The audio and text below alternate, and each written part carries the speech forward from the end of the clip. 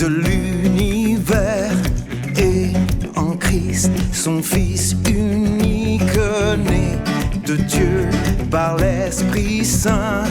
Nous croyons qu'il est mort pour nous, crucifié pour nos péchés, et qu'il est auprès du Père, car Dieu l'a ressuscité.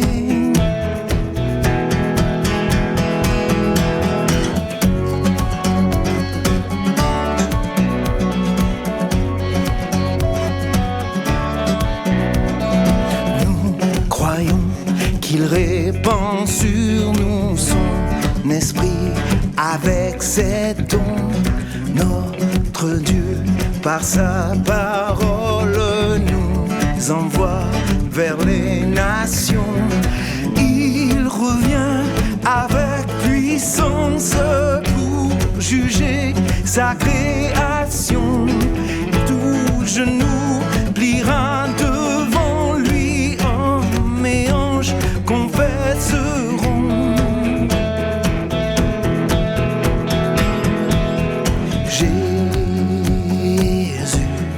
Roi des rois, roi des rois, Jésus, roi des rois, roi des rois, Jésus, roi des rois, roi des rois, Jésus,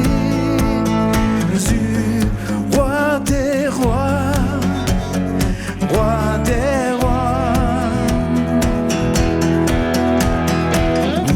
Nous croyons en Dieu le Père, créateur de l'univers, et en Christ son Fils unique né de Dieu par l'Esprit Saint. Il revient avec puissance pour juger sa création. Tout genou pliera devant lui, hommes et anges confesseront. Jésus, roi des rois, roi des rois, Jésus, roi des rois, roi des rois, Jésus, roi des rois, roi des rois, Jésus, roi des rois, roi des rois.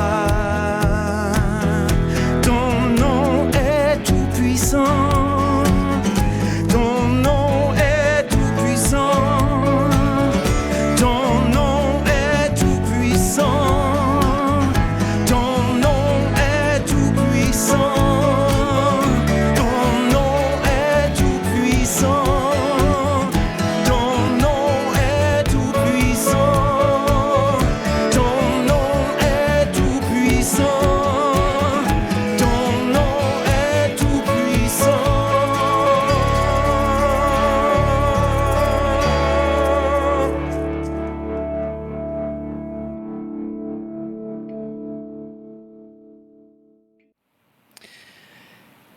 Bonjour tout le monde, je m'appelle Quentin, je suis pasteur, je travaille à l'implantation de l'église d'Hochelaga, une église fille de l'église du Plateau qui sera lancée plus tard cette année. Et c'est un privilège pour moi aujourd'hui de vous apporter la parole de Dieu. Aujourd'hui, on va poursuivre dans notre série sur l'Épître aux Romains. C'est le 4e bloc d'une série de 12. Alors, on va couvrir aujourd'hui le chapitre 6 de la lettre à l'église de Rome qui a été écrite par l'apôtre Paul. Prions d'abord, puis on va entrer dans le vif du sujet rapidement. Seigneur Dieu, on est là, on reconnaît devant toi que tu es le Dieu tout-puissant, souverain sur l'univers. Dieu, on te prie que tu puisses ouvrir nos cœurs à ta parole, qu'on puisse en retirer le plus possible aujourd'hui. On te prie, Seigneur, que tu puisses nous pardonner nos péchés, que tu puisses nous aider à mieux comprendre, comme on va le voir aujourd'hui, la victoire que tu nous as donnée en Jésus-Christ sur le péché. On te demande, Seigneur, que ce passage puisse travailler nos cœurs, nous rendre plus attachés à toi, plus semblables à toi. Oui, Seigneur Jésus, donne-nous ton Saint-Esprit pour mieux comprendre ta parole. Amen. Alors, avant de se lancer dans le chapitre 6, on fait un très bref résumé des chapitres précédents pour se remettre dans le bain, bien comprendre l'argument de Paul dans son contexte.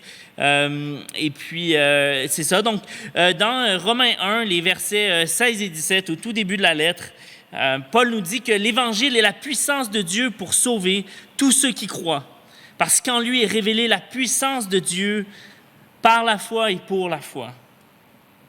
Puis, Paul continue le chapitre et en expliquant la nature du mal, du péché qui nous sépare de Dieu. Et il entame le chapitre 2 en disant « Ô homme, qui que tu sois, toi qui juges, tu es donc inexcusable. Qui que tu sois. » Donc, après avoir décrit le péché, Paul décrit l'étendue du péché, c'est-à-dire à tout le monde. Puis, il explique que la grâce s'étend aussi à tout le monde. On lit au chapitre 3, les versets 20 et 24, que la justice de Dieu par la foi en Jésus-Christ est pour tous ceux qui croient. Car tous ont péché et sont privés de la gloire de Dieu, mais ils sont gratuitement justifiés par sa grâce, par le moyen de la rédemption qui est en Jésus-Christ. Donc, Paul nous dit de quelle manière, autant le péché s'est étendu à tous les hommes, eh bien, la grâce de Dieu est accessible à tous les hommes par la foi en Jésus-Christ. Et il nous explique ensuite comment fonctionne la foi, parce qu'il dit ce cadeau de Dieu, et on peut le saisir par la foi. Alors, il nous explique qu'est-ce que la foi, en parlant d'Abraham, un personnage de l'Ancien Testament. Puis, il commence le chapitre 5, finalement, en disant « Étant donc justifiés par la foi, nous avons la paix avec Dieu par notre Seigneur Jésus-Christ, à qui nous devons d'avoir eu par la foi accès à cette grâce dans laquelle nous demeurons fermes et nous nous glorifions dans l'espérance de la gloire de Dieu. » Et ça nous rappelle que quand on est chrétien, oui, il peut y avoir la guerre, la haine partout autour de nous, la division, la méchanceté, mais nous avons la paix avec Dieu. Et donc, on se réjouit dans l'espérance de la gloire de Dieu, nous dit Paul, pas parce que tout va bien ici-bas, mais parce que tout est bon en haut dans le ciel. Et Romains 5 termine finalement avec ce grand soupir de soulagement au verset 20 et 21. Paul dit « Or, la loi est intervenue pour que l'offense abonde, pour que le péché abonde. Mais là où le péché a abondé, la grâce a surabondé, afin que, comme le péché a régné par la mort, ainsi la grâce règne par la justice pour la vie éternelle, par Jésus-Christ notre Seigneur. » Paul dit que l'amour et la grâce de l'Évangile sont tellement grands qu'ils surpassent tous nos péchés. Et donc arrive ensuite naturellement cette question dans la tête du lecteur que Paul anticipe au chapitre 6. Que dirons-nous donc? Allons-nous persister dans le péché afin que la grâce se multiplie ou que la grâce abonde? C'est de cette manière que Paul commence le chapitre 6 qu'on lit aujourd'hui. La réponse est très simple. Paul répond tout de suite au verset 2, « Certainement pas. » Pas plus compliqué que ça, certainement pas. Et c'est donc ce qu'on va voir ensemble aujourd'hui, c'est que Jésus ne nous apporte pas la liberté de péché, mais plutôt la libération du péché. Jésus ne nous apporte pas la liberté de péché, mais plutôt la libération du péché. La question que Paul soulève est très importante parce qu'elle est normale. Honnêtement, combien d'entre nous, on se pose la question, « Hey, puisque Dieu pardonne tout le temps, que sa grâce n'a pas de limite, pourquoi pas en profiter pour faire quelques péchés que j'aime? » Moi, personnellement, ça m'arrive, et ça m'est arrivé beaucoup, et ça m'arrive encore aujourd'hui d'avoir cette arrière-pensée. Une espèce d'auto-justification dans le péché en abusant de la grâce de Dieu.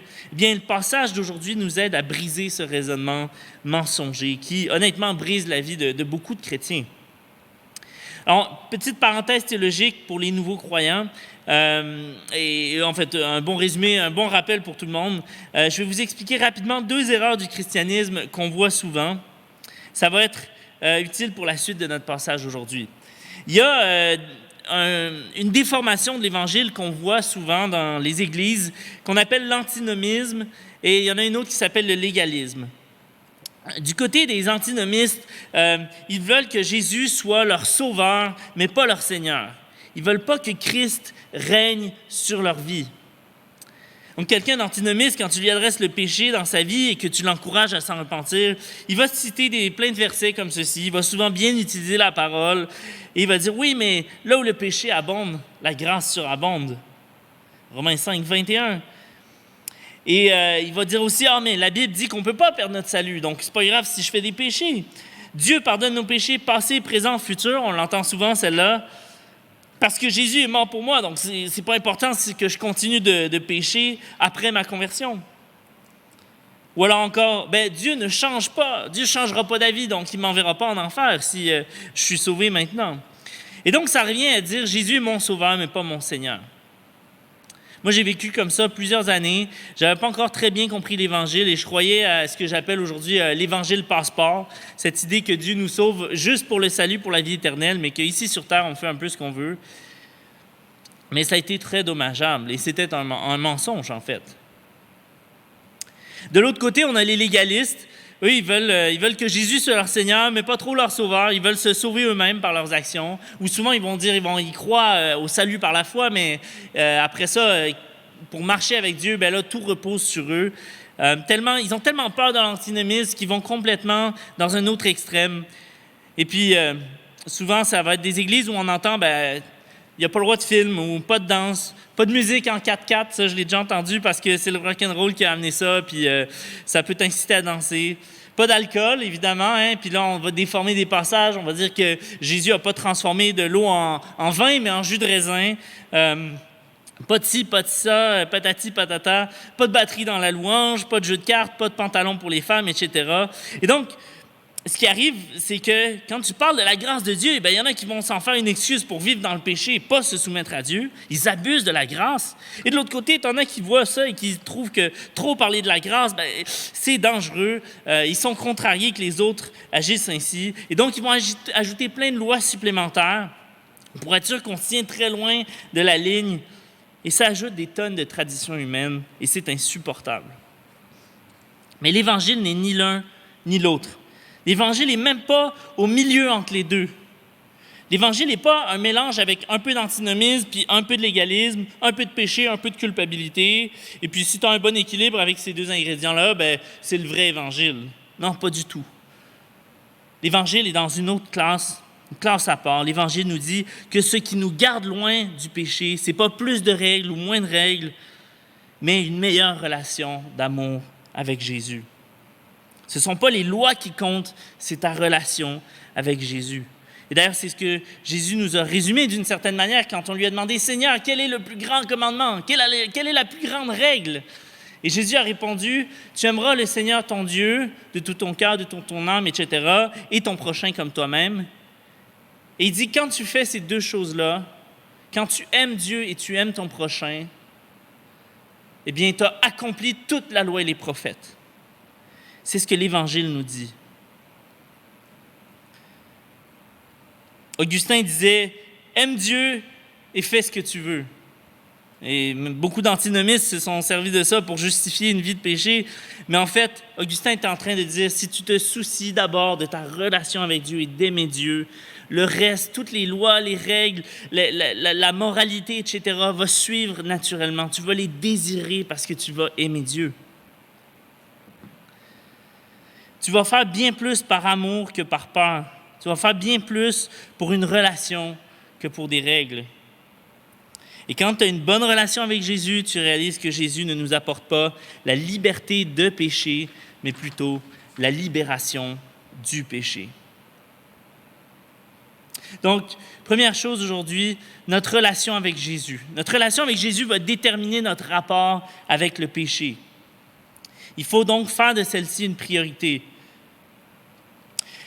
Alors, on peut se demander légitimement ici, d'une part, la question que Paul soulève lui-même à la lecture de la fin du chapitre 5. OK, bien, si la grâce abonde ou le péché abonde, on peut faire beaucoup de péchés parce que Dieu nous donne beaucoup de grâce, non?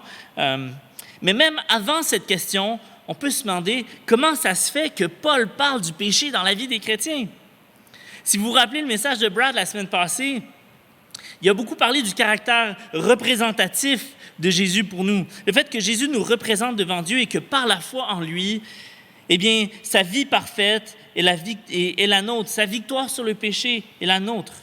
Mais alors, si la victoire de Jésus sur le péché est la nôtre, et si sa vie parfaite est ce que Dieu considère quand il nous regarde, est-ce qu'on ne devrait pas être complètement débarrassé du péché une fois chrétien?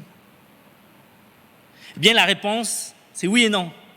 La Bible nous enseigne effectivement que notre justice devant Dieu, le pardon de nos péchés, est acquise par la foi une fois pour toutes, en Jésus. Mais en contrepartie, la Bible nous dit aussi que tant que jusqu'à notre mort ou jusqu'au retour du Seigneur, le péché est encore présent dans nos membres, le péché est encore présent dans nos membres et demeure un combat. Et de là, la question que Paul anticipe, allons-nous pécher sans retenue, puisque le péché est encore présent?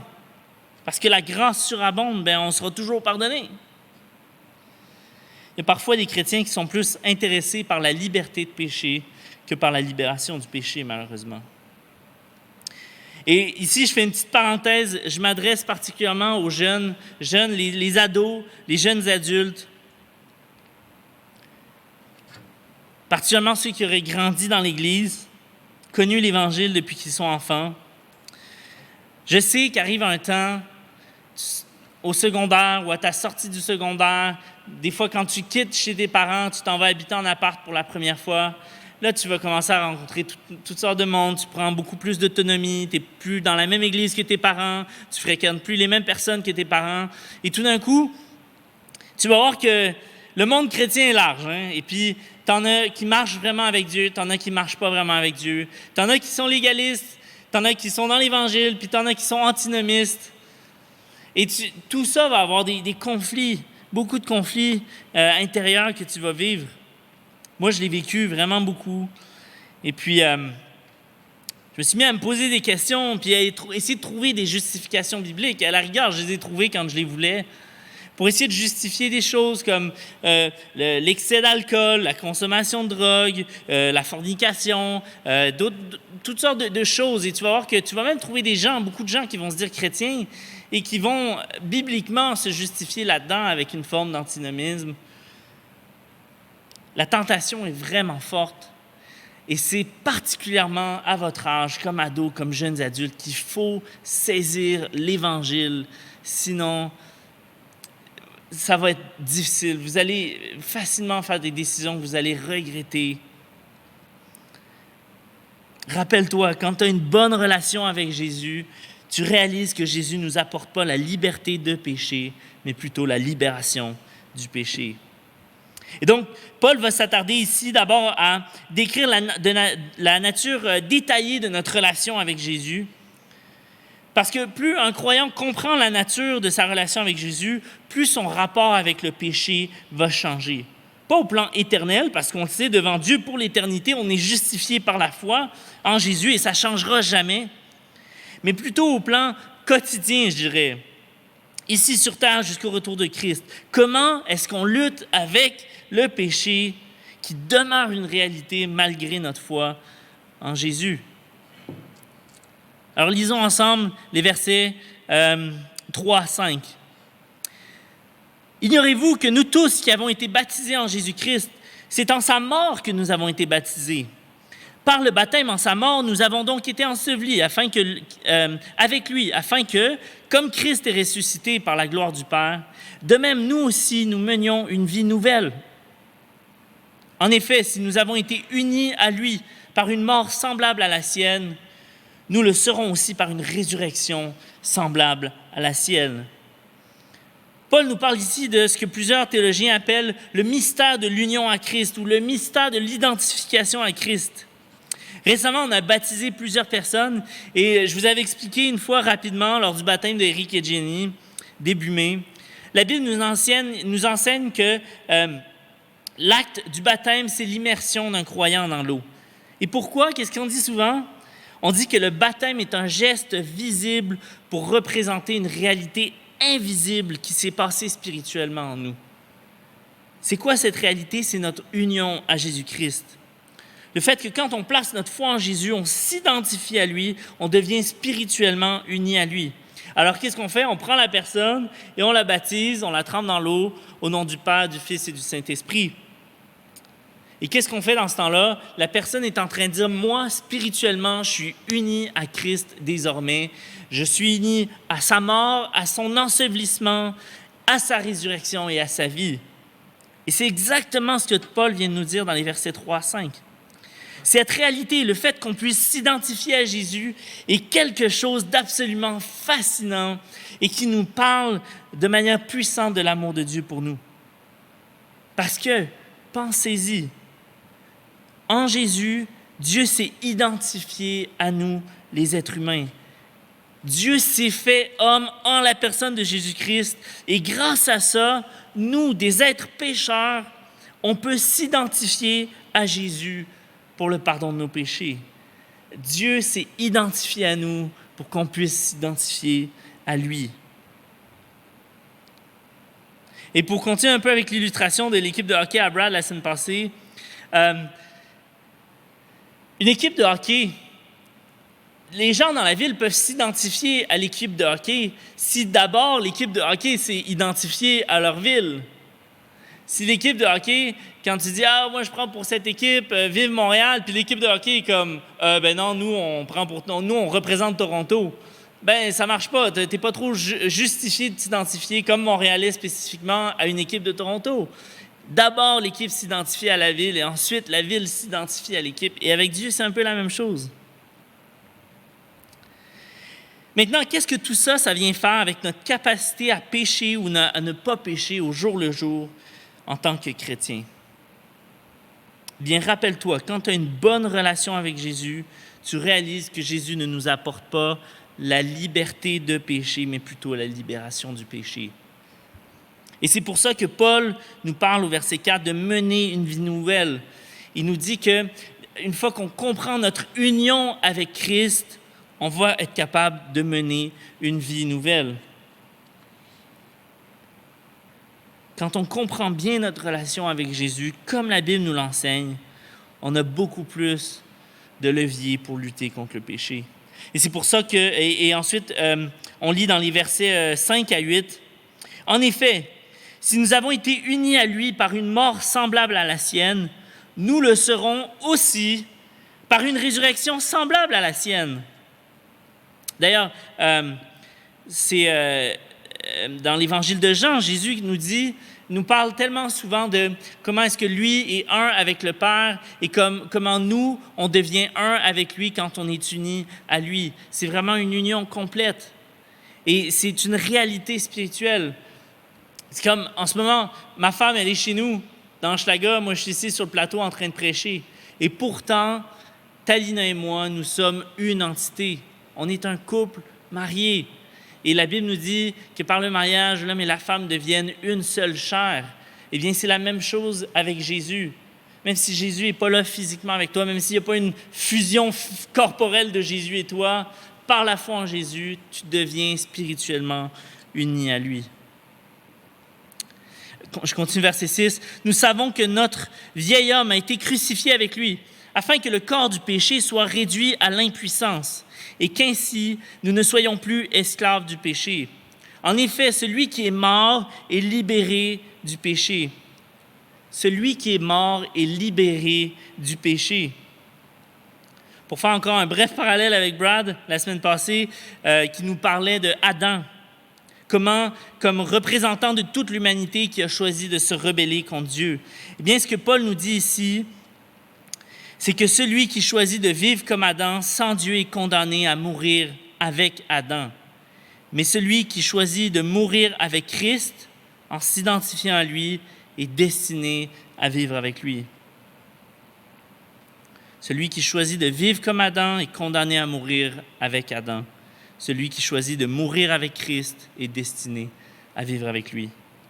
Et c'est là un point très, très important à comprendre de notre relation avec Jésus pour mieux résister au péché. C'est que notre union avec Christ commence d'abord par la mort avec Christ. Si nous sommes un avec Jésus, nous le sommes premièrement dans sa mort. Et ensuite vient la nouvelle vie. Pour pouvoir être baptisé, immergé et ressorti de l'eau, d'abord tu es immergé, ensuite tu ressors. Ça implique pour nous, comme chrétiens, de comprendre qu'en choisissant de suivre Christ, tu as d'abord choisi de mourir. C'est-à-dire de mourir au péché, à une ancienne vie, de mourir à toi-même, comme nous l'enseignent d'autres passages du Nouveau Testament. Et en mourant à toi-même, tu as choisi de ne plus obéir à ton ancienne nature, mais d'obéir à Christ par amour, parce que lui t'a aimé et parce que tu es désormais en relation avec lui. Ta relation avec Jésus ne t'apporte pas la liberté de péché, mais plutôt la libération du péché. Tant qu'un croyant n'a pas pleinement accepté ça, qu'il est mort à lui-même par son union avec Jésus, eh bien, il souffre. Il souffre parce qu'il demeure attaché à lui-même, à sa nature pécheresse, qui veut le dominer par le péché, tout en sachant qu'il veut être attaché à Christ. Et que Christ lui demande avec amour, « Abandonne tes péchés, mon ami. » Paul continue au verset 8 comme ceci. « Or, si nous sommes morts avec Christ, nous croyons que nous vivrons aussi avec lui. Car nous savons que Christ ressuscité ne meurt plus. La mort n'a plus de pouvoir sur lui. » Donc, il y a cet aspect-là définitif dont Brad nous parlait la semaine passée. Le combat n'a pas à être livré à nouveau. Les conséquences de la victoire de Christ sont définitives. Christ, au verset 10, on continue, « Christ est mort et c'est pour le péché qu'il est mort, une fois pour toutes. Maintenant qu'il est vivant, c'est pour Dieu qu'il vit. De la même manière, vous aussi, considérez-vous comme mort pour le péché et comme vivant pour Dieu en Jésus-Christ, notre Seigneur. » C'est très important de comprendre ça encore une fois avant de continuer. Je me répète, mais vous allez voir, c'est fait exprès. Quand Paul dit ici, « Considérez-vous comme mort pour le péché », la traduction, apparemment, ne rend pas super bien le sens du grec ici, et ce serait mieux traduit par « Tenez compte du fait que vous êtes mort au péché ». La nuance peut avoir l'air mineure. Au lieu d'être « Considérez-vous comme mort au péché », tenez compte du fait que vous êtes mort au péché. Mais c'est important parce que ça implique la réalité spirituelle de notre mort au péché. Ça implique que cette réalité-là ne repose pas sur notre aptitude à nous considérer comme tels, mais c'est plutôt un fait établi que on ne doit pas oublier. Tenez compte du fait que, c'est-à-dire que c'est une réalité, c'est accompli. Tenez-en compte maintenant que vous vivez comme croyants. C'est une vérité inaltérable, définitive. Et on doit en tenir compte. Et ça, mes amis, c'est l'essentiel qui nous permet de passer à la deuxième partie du chapitre 6 aujourd'hui, notre rapport au péché, dans les versets 12 à 21. Parce que Paul dit, de la même manière, vous aussi, tenez compte du fait que vous êtes morts au péché et que vous êtes vivants pour Dieu en Jésus-Christ notre Seigneur. Si d'abord on se considère mort, alors on peut vivre pour Dieu ensuite, c'est-à-dire vivre une vie sainte et sans péché. Parce que Christ ne nous apporte pas la liberté de péché, mais plutôt la libération du péché. Alors poursuivons la lecture au verset 12. « Que le péché ne règne donc plus dans vos corps mortels, pour vous soumettre à lui par ses désirs. » Que le péché ne règne plus. Paul ne dit pas que le péché n'existe plus du tout dans vos vies ou que le péché ne fasse plus d'apparition jamais dans vos vies. Non, Paul dit que le péché ne règne plus. En d'autres mots, on n'est pas débarrassé de la présence du péché, mais de la puissance du péché. Et c'est une nuance vraiment importante. Brad nous parlait la semaine passée de la puissance indomptable du péché dans notre vie avant qu'on devienne des enfants de Dieu.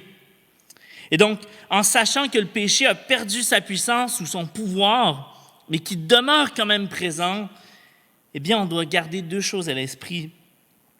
Le combat n'est pas encore fini, mais le combat est gagné d'avance.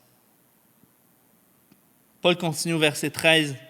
« Ne mettez plus vos membres au service du péché comme des instruments de l'injustice, mais au contraire, livrez-vous vous-même à Dieu comme des morts revenus à la vie et mettez vos membres à son service comme des instruments de la justice.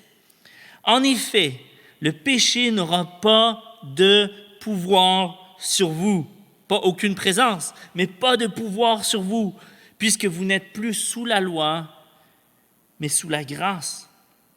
Quoi donc? Allons-nous pécher? Paul repose la même question, mais un petit peu différemment. Allons-nous pécher parce que nous ne sommes plus sous la loi, mais sous la grâce?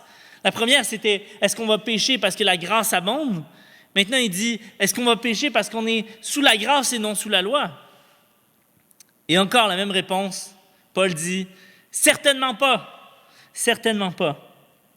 En parlant ici de la loi, Paul ouvre une porte dans laquelle il va rentrer surtout au chapitre 7, mais ce sera pour un prochain message. On ne rentrera pas dedans aujourd'hui. En ce qui nous concerne aujourd'hui, j'ai mis beaucoup d'emphase dans la première partie sur le fait que dans notre union avec Jésus, on meurt avec lui. Et c'est le début, et c'est un passage inévitable de l'union à Christ. Mais en même temps, ça ne s'arrête pas là. Et c'est ça qui est beau. La suite est tout aussi importante. On relit le verset 13 pour bien comprendre. « Ne mettez plus vos membres au service du péché comme des instruments de l'injustice, mais au contraire, livrez-vous vous-même à Dieu, comme des morts revenus à la vie, et mettez vos membres à son service comme des instruments de justice. » C'est pour dire que devenir chrétien, ça ne s'arrête pas juste à mourir à nous-mêmes et renoncer à nos désirs pécheurs. Un peu comme on le voit dans d'autres grandes religions où c'est juste une lutte perpétuelle contre le désir tout simplement, mais plutôt de retrouver des nouveaux désirs, purs, bons, renouvelés, pour aimer Dieu et se mettre à son service. On ne fait pas que mourir au péché, mes amis, et ne plus servir le péché, mais on revient à la vie ensuite et on sert Dieu activement quand on a la foi en Christ. Poursuivons verset 16. « Ne savez-vous pas que si vous vous livrez à quelqu'un comme esclave pour lui obéir, vous êtes les esclaves du maître à qui vous obéissez, soit du péché qui conduit à la mort, soit de l'obéissance qui conduit à la justice. Mais que Dieu soit remercié.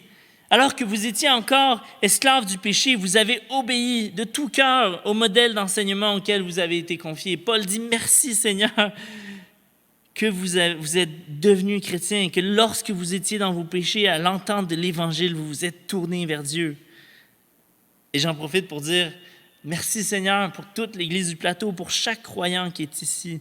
Merci Seigneur, parce que quand ils ont entendu l'Évangile dans leurs péchés, tu as permis, Seigneur, qu'on se tourne vers toi. Et continue au verset 18. « Une fois libérés du péché, vous êtes devenus esclaves de la justice. » Donc, Paul dit, on n'est pas juste libérés du péché pour après ça devenir oisifs, mais en fait, on est toujours en train de servir quelqu'un. Vous savez, tout le monde va toujours servir un maître. Ça va être Dieu, Satan, le péché, toi-même, ou toutes sortes d'autres idoles, l'argent, ta famille. Tout le monde sert quelqu'un. C'est inévitable. Et donc, quand l'Évangile nous libère du péché, il ne nous laisse pas, en fait, comme des agents pleinement autonomes. On est toujours, finalement, soumis à quelqu'un. Et ce que l'Évangile fait, c'est qu'il nous fait passer de esclaves du péché à esclaves de Dieu. Mais esclave, pas au sens péjoratif qu'on l'entend aujourd'hui, puis c'est toujours un défi avec le vocabulaire biblique. Mais avant, on servait le péché, et une fois sauvés par la grâce, par la foi dans l'Évangile de Dieu qui nous sauve, eh bien, on devient serviteur de Dieu. On est appelé à servir dans une cause qui nous dépasse, un Dieu qui nous transcende.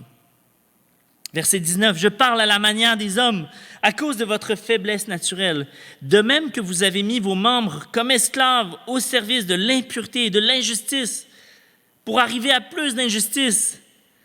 Eh bien, de la même manière maintenant, Mettez vos membres comme esclaves au service de la justice pour progresser dans la sainteté.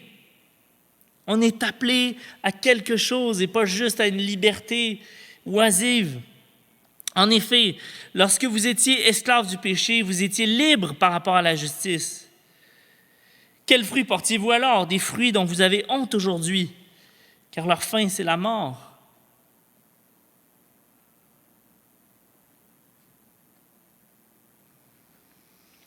Mes amis, ni le léganisme, ni l'antinomisme sont des bons moyens de lutter contre le péché. Ta relation avec Jésus est le seul moyen de lutter contre le péché.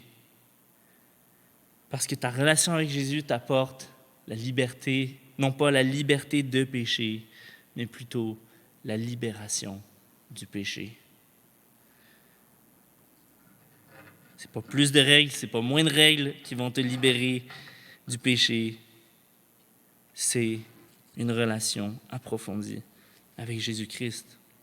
La grosse différence quand tu es chrétien, ce n'est pas que tu ne fais plus aucun péché, mais que tu n'en es plus esclave et que désormais Christ a le pouvoir sur toi et non pas le péché. Et c'est beaucoup plus facile ensuite d'y renoncer au jour le jour. Je termine avec ceci. Tout ça, c'est bien intéressant. L'appel à une relation avec Jésus, à approfondir notre relation avec Jésus comme croyant pour être davantage capable au jour le jour de lutter contre le péché. Mais il faut se rappeler ceci. C'est seulement quand on est chrétien, quand on a déjà la foi avec Jésus, la foi en Dieu, quand notre relation avec Dieu a déjà été rétablie par Jésus. C'est là qu'on peut entrer dans cette dynamique pour lutter contre le péché, apprendre à connaître Dieu davantage à chaque jour. Mais il faut faire le pas de la foi en Dieu. Lisons les versets 22 et 23. « Mais maintenant que vous avez été libérés du péché et que vous êtes devenus esclaves de Dieu, vous avez pour fruit la progression dans la sainteté et pour fin la vie éternelle. En effet, le salaire du péché, c'est la mort, mais le don gratuit de Dieu, c'est la vie éternelle en Jésus-Christ, notre Seigneur. Le salaire du péché, c'est la mort, mais le don gratuit de Dieu, c'est la vie éternelle en Jésus-Christ, notre Seigneur. » Mes amis, tout le monde va mourir. Vivre en Adam, c'est une illusion, parce que rappelez-vous ce que j'ai dit au début, ceux qui vivent en Adam sont condamnés à mourir avec lui. Mais ceux qui meurent avec Jésus sont destinés à vivre avec lui. Soit tu vis maintenant pour mourir à jamais, soit tu meurs maintenant pour vivre à jamais. Il y a deux manières de mourir, mes amis. Sans Christ ou en Christ. Mais tout le monde mourra un jour ou l'autre. Et c'est à vous de choisir. Libre de péché ou libéré du péché. C'est votre choix d'être en relation avec Jésus ou non. Et c'est ça qui va déterminer si vous êtes libre de péché ou libéré du péché. Et j'invite chacun d'entre vous qui écoutez aujourd'hui, tous ceux qui êtes à l'Église du Plateau, peut-être depuis un bon moment, mais qui n'avaient pas choisi de faire ce pas, d'entrer en relation avec Jésus. Vous pourrez essayer d'adopter un code moral avec, comme tous les chrétiens que vous côtoyez, puis essayer de grandir dans la sainteté, puis tout ça. Mais tant que vous ne serez pas en relation avec Jésus, ça sera de l'antinomisme. Vous demeurez morts dans vos péchés et Jésus vous appelle à lui. Prions.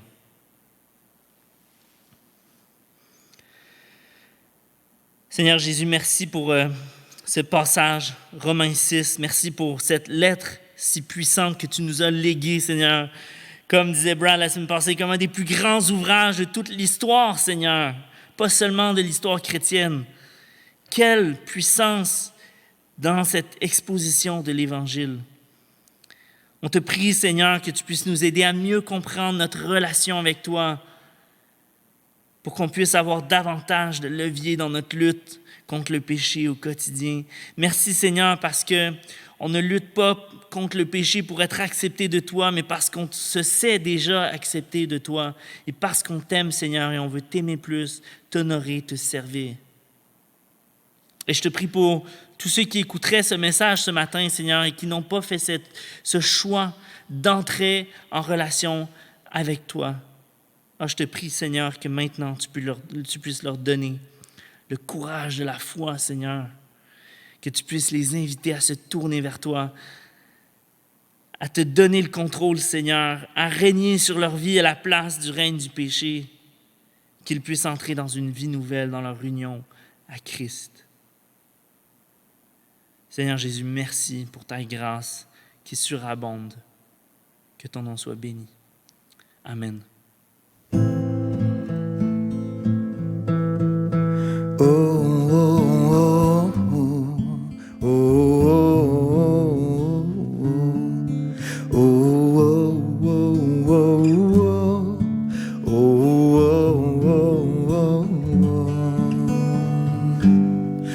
Coule à flot, source de grâce, inonde-moi de ton chant, qu'aux bontés qui s'entrelacent, je réponds en adorant.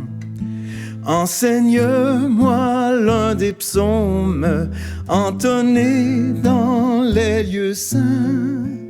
Établis-moi près du trône, siège de l'amour divin.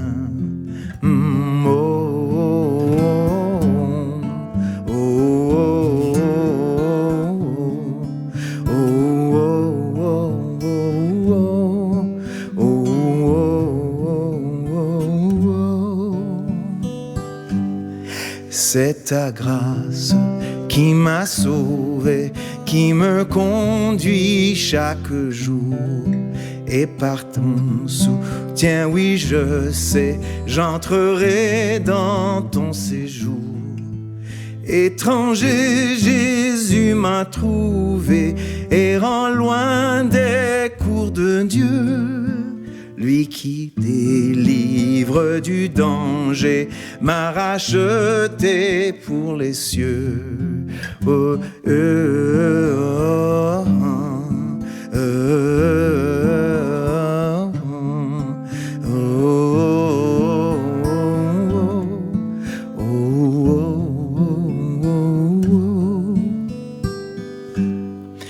dépendant de cette grâce, chaque jour je suis à toi.